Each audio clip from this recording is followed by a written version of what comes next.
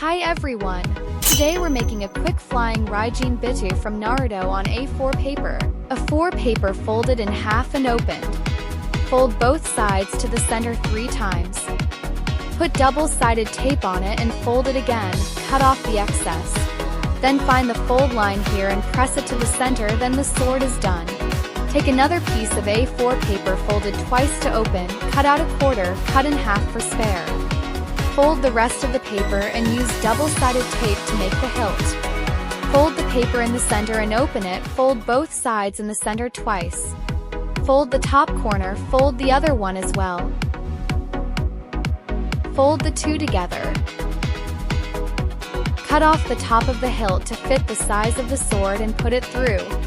Finally, fold a small strip of paper, bend it into a small circle and insert it into the hilt. Flying Raijin Bitu is done. Thanks for watching. If you have any questions or would like to share your creations, please leave a comment below. Don't forget to subscribe to our channel for more fun craft tutorials.